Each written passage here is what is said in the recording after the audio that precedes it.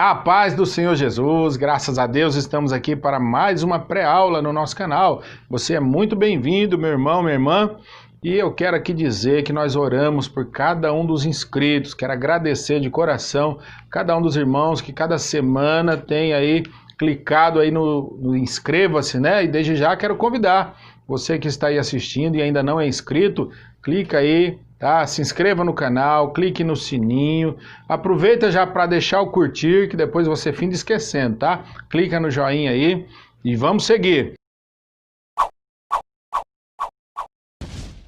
A batalha espiritual e as armas do crente é o título da lição de número 13, lição que será estudada, ministrada dia 28 de junho de 2020. Nós sempre procuramos gravar aqui os vídeos da pré-aula no início da semana, que aí tem a semana toda para os amados estarem estudando, assistindo, né? Anotando, fazendo as anotações que achar necessária.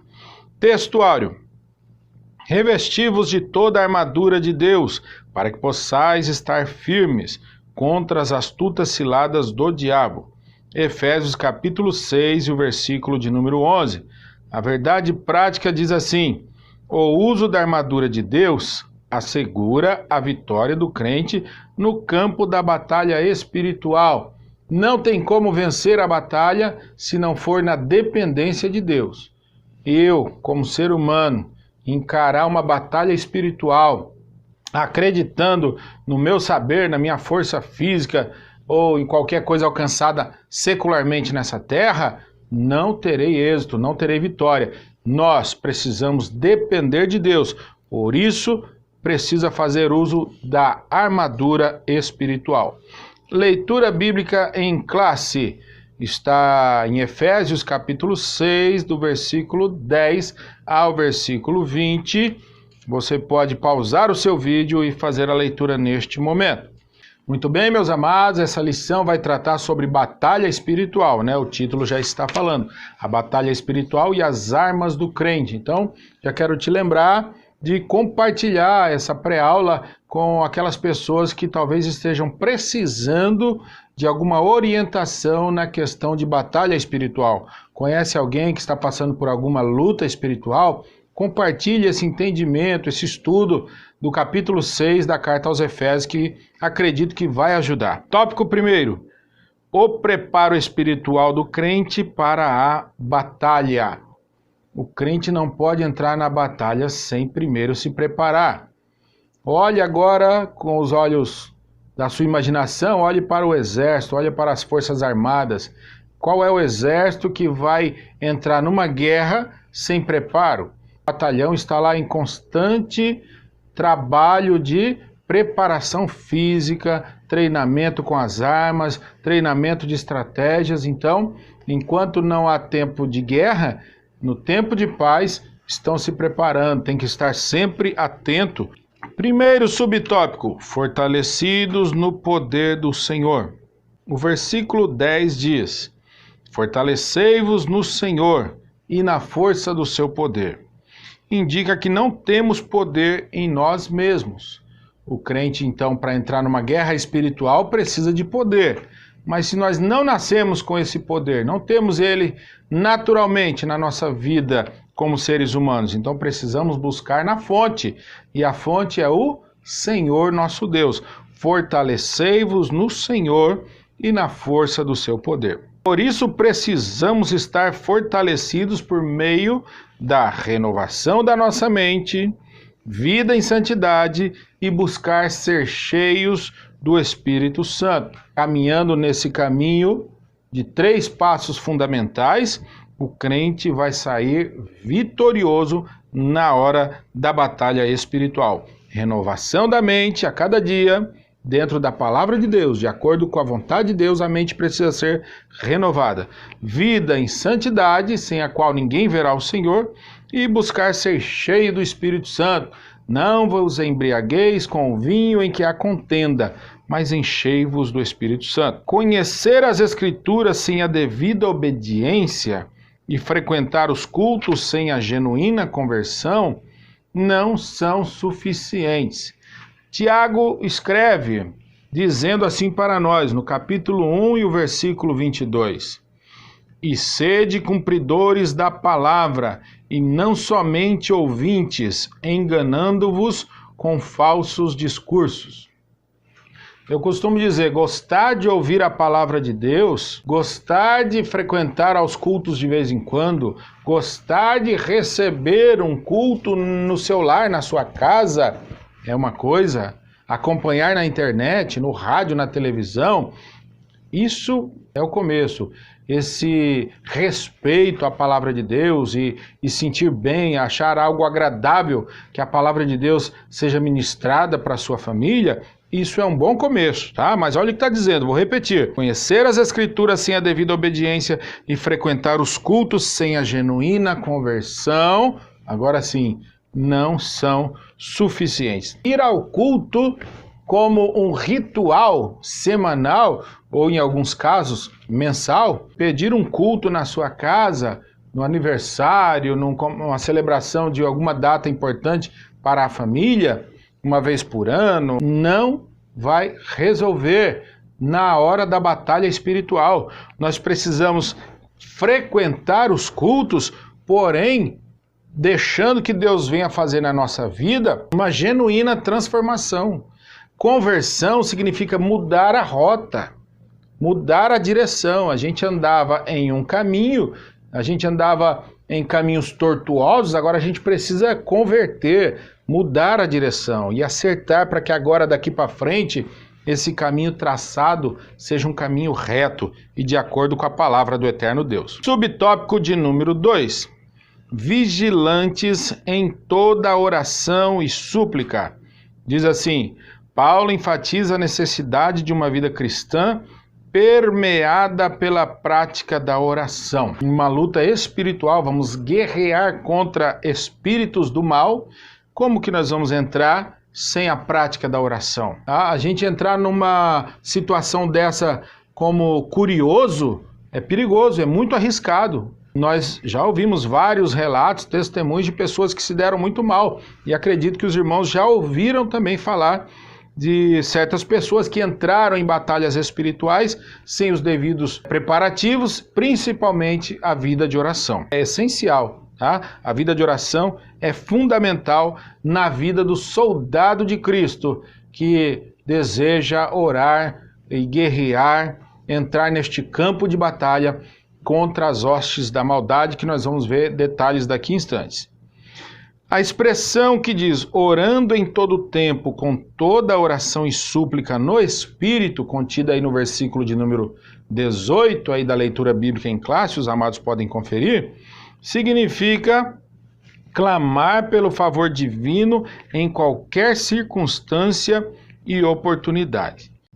Eu passei a semana inteira orando aí, fiz uma campanha de tantos dias de oração, uma semana, 3 semanas, um mês, mas isso foi aí há 2, 3 meses atrás. Estou pronto para uma guerra espiritual, uma batalha espiritual. A oração, ela tem que ser uma prática constante, uma prática diária, porque quando nós estamos orando, nós estamos demonstrando no mundo espiritual que nós somos dependentes de Deus, esse ser superior, dependentes, extremamente dependentes, porque estamos orando, olhos fechados, olhos abertos, necessidade de oração vai requerer aí uma oração diferenciada. Há momentos que a oração é ali de joelhos mesmo, né?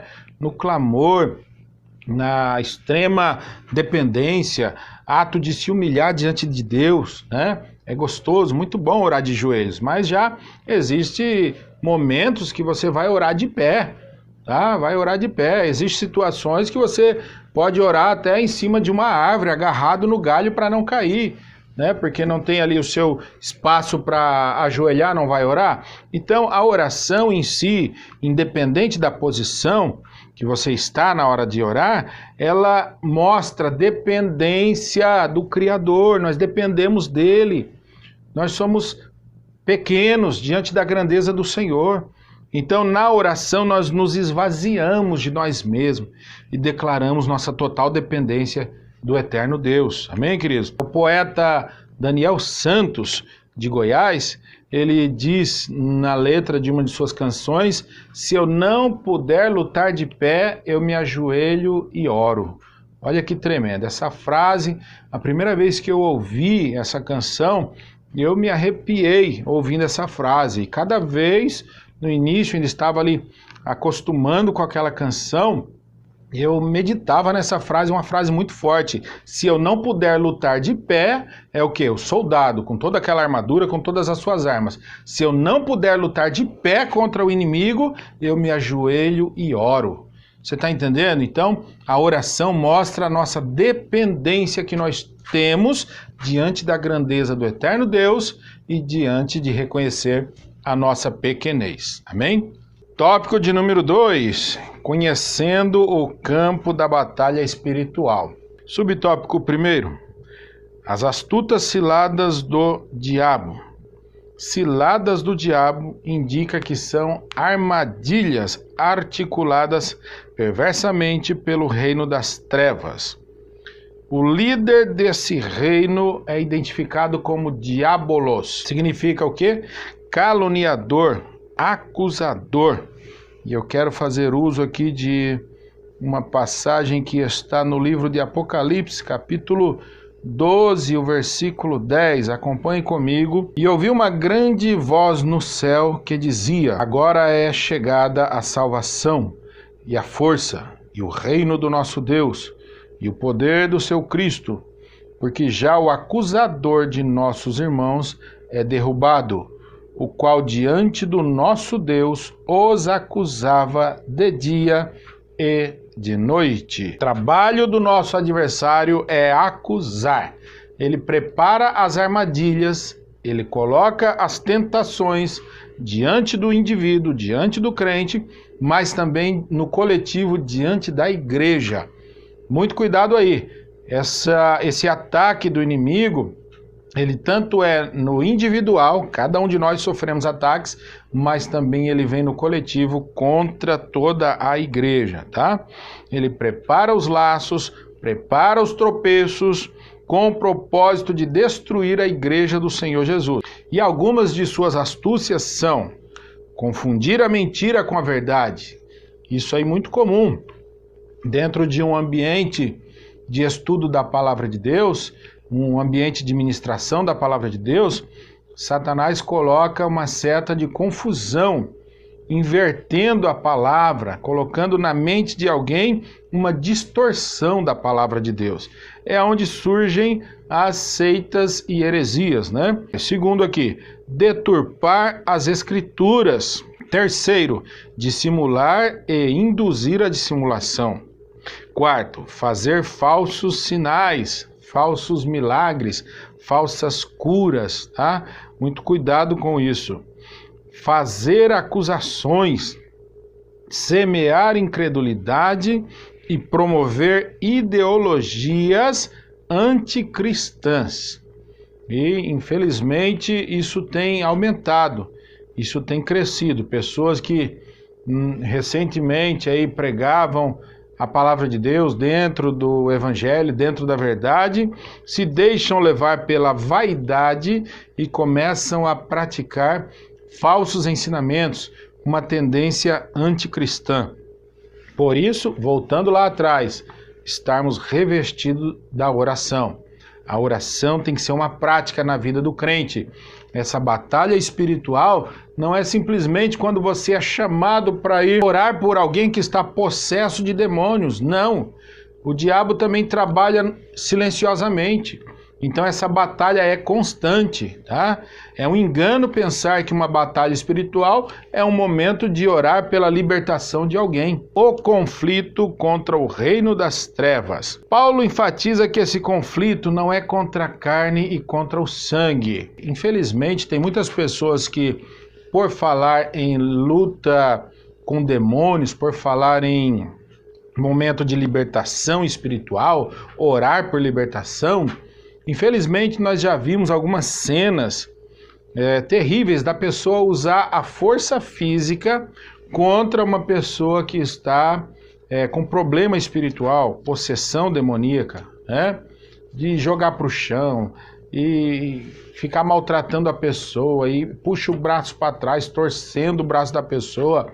Quando termina todo aquele momento ali, a pessoa, além daquela batalha dentro dela, espiritual, também o corpo vai estar todo dolorido, porque as pessoas que estavam ali orando e ministrando, por falta de ensinamento, falta de alguém que os discipulasse acerca desse assunto, findam machucando as pessoas, né?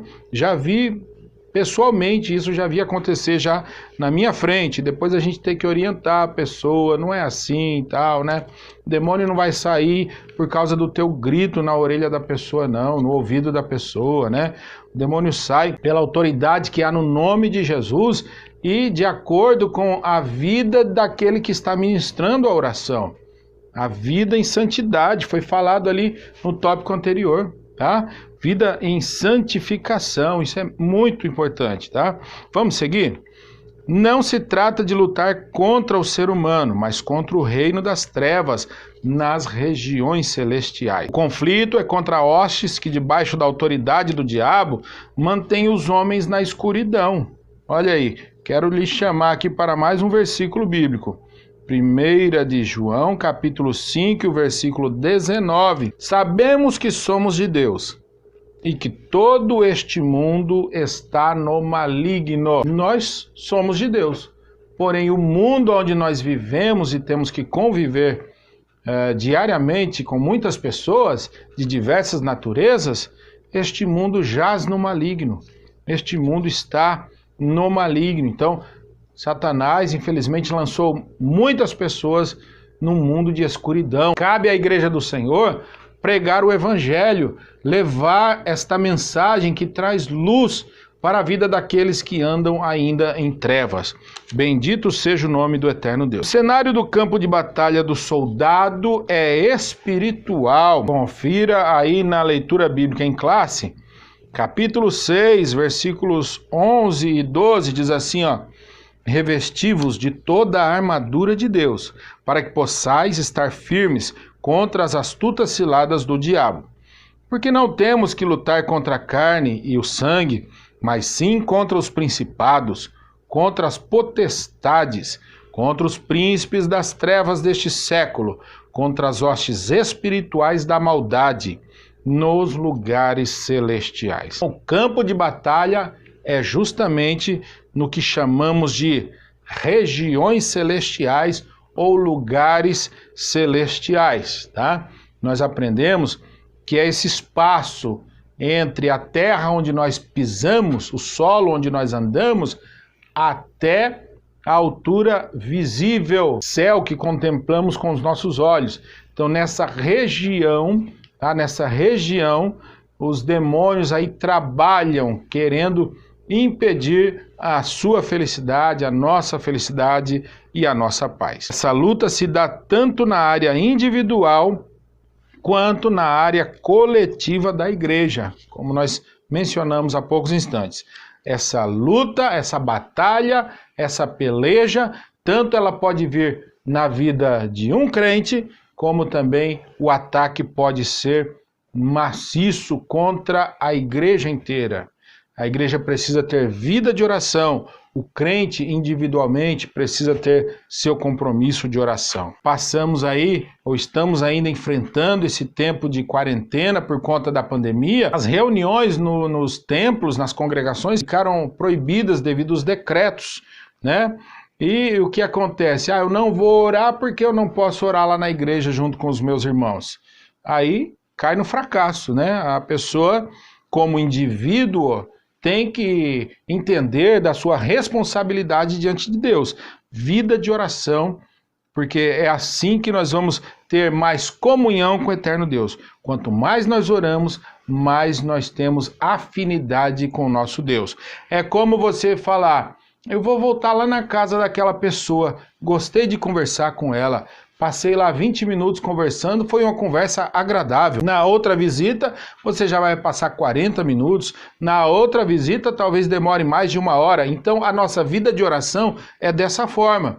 Quanto mais oramos, quanto mais falamos com o nosso Deus, mais vamos ganhando afinidade. Ainda mais vai ficando agradável nossa conversa com o Papai Celeste. 1 de Pedro, capítulo 5, versículos 8 e 9. Sede sóbrios, vigiai, porque o diabo, vosso adversário, anda em derredor, bramando como leão, buscando a quem possa tragar, ao qual resiste firmes na fé, sabendo que as mesmas aflições se cumprem entre os vossos irmãos no mundo. Glória a Deus. Terceiro subtópico, as agências das potestades do ar. Paulo identifica as forças do mal que marcham contra a igreja como principados, potestades, príncipe das trevas deste século e hostes espirituais da maldade. O que eles são? Primeiramente, não podemos subestimar, não podemos desdenhar. Não precisamos ter medo desses seres, tá? Viver acuados, amedrontados, não. Mas também precisamos entender que, primeiro, eles são poderosos, eles têm um certo poder, sim. Claro que nem se compara ao poder de Jesus Cristo, ao poder do nosso Deus Trino, não se compara, é incomparável. O quanto mais alto é o poder do nosso Deus. Glória a Deus por isso. Porém, eles são mais poderosos do que os seres humanos, né? B, eles são malignos, trabalham de forma destrutiva para o mal, né? Pessoa brincar com coisas ocultas, com demônios, achando que, foi mal aí, foi só uma brincadeira, não sei o que. Eles trabalham de forma destrutiva para o mal. Então eles são malignos. Eles têm poder e também são malignos. Letra C. Eles são astutos. São inteligentes. Pensar que esses demônios você consegue enganá-los é uma bobagem, tá? Eles são muito inteligentes, astutos. Diz assim o comentarista: apesar desse imenso império do mal, a igreja é exortada a não temê-los.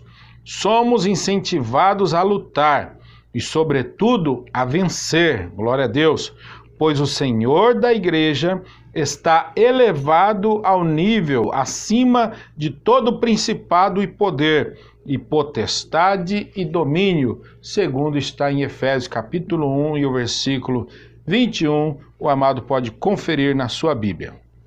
Terceiro e último tópico, a lição já está chegando ao seu final. Se você ainda não deixou o joinha, clique aí abaixo do vídeo, tá? Deixe o seu like, o gostei, que fortalece o trabalho da gente aqui. Aproveite também para deixar um comentário, viu, no final. Faça um comentário, se preferir deixar aí o nome e a cidade onde você mora. A gente gostaria de estar aqui enviando um abraço aí, também respondendo a cada comentário, também a gente tem um cuidado em responder cada comentário, amém?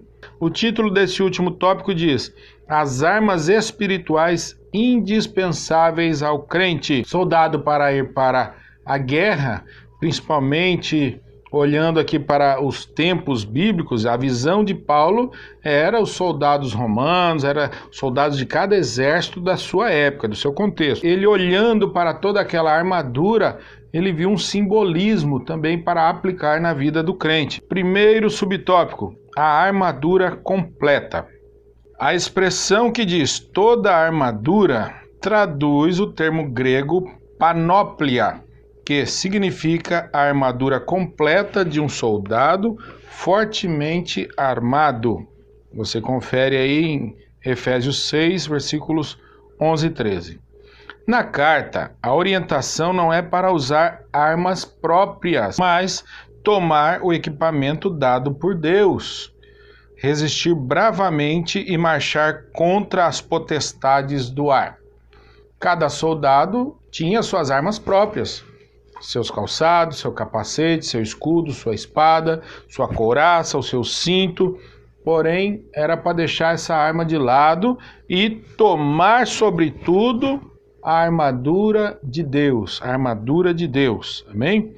E entenda que no mundo espiritual, na batalha espiritual, não vamos lutar com diploma na parede, com anel no dedo, com sabedoria adquirida em 2, 3 faculdades. Nossa guerra é espiritual. Só complementando o que já foi falado até aqui, A oração é o primeiro ingrediente para que o soldado chegue nessa guerra fortemente preparado. Sequência. Subtópico número 2. As armas indispensáveis de defesa. Vamos ver 5 armas de defesa e depois, no final, a única arma de ataque citada pelo apóstolo Paulo na armadura de Deus que deve estar sobre a minha e a sua vida, cada um que é soldado de Cristo. Primeira arma é o cinturão da verdade. Cingidos os vossos lombos com a verdade. Uma peça usada para dar mobilidade ao soldado no combate, tá? A segunda arma que veremos é a couraça da justiça. Para você entender o uso do cinturão da verdade, primeiro vamos falar da couraça da justiça, que é a letrinha B, vestida a couraça da justiça. Uma malha impenetrável de proteção também dos órgãos vitais, tá? Ela vinha desde aqui abaixo do pescoço até cobrir o abdômen completo. Mas ela geralmente era metálica ou misturado, tá? Algumas plaquinhas de metal e couro, costurando, criando aquela malha de proteção, tanto na parte frontal quanto na parte traseira. O soldado, se ele não tivesse uma peça por baixo dessa couraça, feria o seu abdômen, pois ela era metálica. Até para os mais importantes, os reis, por exemplo, os príncipes, usavam uma couraça de ouro. Precisava haver uma preparação abaixo dessa couraça, tá bem? Agora sim, já entendeu que a couraça era uma peça metálica ou mista e que causava ferida no abdômen, tá? Então, voltando aqui ao cinto da verdade. O cinto cobria a região dos rins e todo o abdômen. Quando o soldado estava na batalha, lutando, avançando, se defendendo, atacando, aquele movimento, se não tivesse esse cinto, vamos chamá-lo de cinto da verdade, né? O cinturão, se não tivesse, a couraça causaria feridas. E o soldado iria perder o quê? O seu desempenho na batalha, tá bem? Então aqui já deixamos 2 armas subentendidas, né? Letra C, calçar os pés na preparação do Evangelho da Paz. Eu quero fazer uso aqui de um trecho que está no dicionário Wycliffe. Estou lendo aqui em Armadura Espiritual, página 184. As sandálias ou sapatos estão equiparadas à preparação ou habilidade de trabalho, às promessas do Evangelho da Paz, de forma que não seja preciso ficar ansioso, mas estar firme ao pisar no solo escorregadio das circunstâncias externas, tá certo? Esses calçados eram esse tipo de uma bota pequena, ou uma meia bota, como diz na lição. Tinha a sola dele cheia de cravinhos, cheia de cravos, para evitar escorregar. Evitar escorregar significa o quê? Se nós estamos com os pés calçados na preparação do Evangelho da Paz, vai nos manter firmes. A nossa caminhada vai ser firme, porque o Evangelho nos proporciona firmeza, prontidão na hora de testemunhar acerca do nosso Senhor Jesus Cristo. Quarta arma de defesa, tomando sobretudo o escudo da fé. Também aqui usando o dicionário, o grande escudo retangular de aproximadamente 1,32 m por 66 centímetros. Era combinado com os escudos de outros soldados em ambos os lados para formar uma parede sólida. Isto sugere uma fé atuando junto com a fé dos outros cristãos. Olha que lindo! Para apresentar uma frente unida contra os ataques traiçoeiros do maligno, fabricados de forma uniforme, tinha um tamanho padrão. Na hora que o inimigo vinha, o exército inimigo vinha, os soldados se posicionavam abaixados atrás do escudo e os escudos ficavam encostados um no outro, formando uma barreira. O ataque do inimigo contra a igreja requer que estejamos unidos, ombro a ombro com os nossos irmãos, ombro a ombro com a nossa liderança, com o nosso pastor, com o dirigente da congregação, com o líder do departamento, ombro a ombro, vamos vencer. O escudo da fé vai ajudar a apagar os dardos inflamados do maligno. Bendito seja o nome do nosso Senhor Jesus. O capacete da salvação, aqui diz, refere-se à certeza da salvação que já recebemos em Cristo e à convicção da plena salvação no último dia. Na mente do soldado tem que ter a certeza da salvação.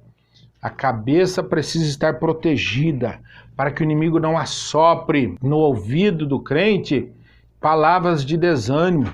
Desista, você não vai vencer, você não vai conseguir, você nem é um crente de verdade. Então, a salvação tem que estar na nossa mente e os nossos ouvidos precisam estar protegidos com esse capacete da salvação, que protege também os nossos olhos para não olhar coisas erradas, cobiçar coisas erradas, desejar coisas erradas, não olhar para a direção errada, mas sim olhando em direção ao alvo, o prêmio da nossa vocação, aleluia, que é o Senhor Jesus Cristo. E o arrebatamento vem aí, em nome de Jesus. Nós, como soldados de Cristo, precisamos e estaremos preparados, lutando diariamente contra as hostes da maldade. Muito bem, graças a Deus. Terceiro subtópico, a imprescindível arma ofensiva. Finalmente vamos falar da espada do Espírito, a única arma tanto usada para defesa quanto para ataque. O termo grego para ela é machaira, que significa espada curta. E no contexto espiritual está dizendo que o combate ele é pessoal, uma arma curta, ele é corpo a corpo, ele é direto, tá? E ele acontece diariamente. Ela é identificada como a palavra de Deus, que é inspirada e penetrante, mais penetrante do que qualquer espada de dois gumes, é a palavra de Deus. Tanto ela é usada para resistir às ciladas do diabo, a defesa, quanto para derrubar as fortalezas de Satanás, no ataque. E na conclusão nós ainda vemos aqui, a Escritura convoca o salvo a combater e a vencer as potestades do ar, revestido com a armadura de Deus. Muito bem, queridos, chegamos ao final de mais uma pré-aula e agora ao final desse trimestre. Quero deixar aqui um abraço para alguns dos nossos irmãos, estes que deixaram um comentário. Quero dizer para os irmãos, deixe o seu comentário também, para a gente poder estar aqui enviando esses abraços. Irmão Cardoso, acompanhando cada pré-aula, cada lição aqui. Também nossa irmã Elane Oliveira. Deus abençoe, irmã Elane Oliveira. Pastor Aldair Braga, receba nosso abraço, pastor Aldair Braga. Forte abraço para o senhor e toda a família e toda a igreja. Irmão Bertone Ribeiro também, que Deus possa abençoar a sua vida. Irmão Flávio, do canal Heitor Quadrinhos, lá de São Paulo. Irmã Tamires Silva, mais uma vez aqui conosco, a irmã Tamires Silva. Presbítero Mauricélio Lira, forte abraço, presbítero Mauricélio. E a irmã Josiana Barroso, tá aí um abraço para todos esses amados irmãos, a maioria aqui do estado do Acre, aqui da nossa Epitaçolândia, também Brasileia, e aqui também nosso irmão lá de São Paulo. Quero orar pela sua vida. Querido e eterno Pai, em nome de Jesus Cristo, nós te agradecemos por cada pré-aula, cada lição que foi ministrada durante esse trimestre, meu Deus. Abençoe a vida desse irmão que está ali assistindo, esse irmão que está ouvindo, vem abençoar de uma forma especial, dando graça, dando força, vida de oração, que a armadura do Senhor esteja sobre a vida de cada um dos teus servos, para que possamos juntos resistir no dia mal, estarmos firmes diante das astutas ciladas do diabo. É assim que eu te peço e te agradeço, no nome de Jesus Cristo. Amém.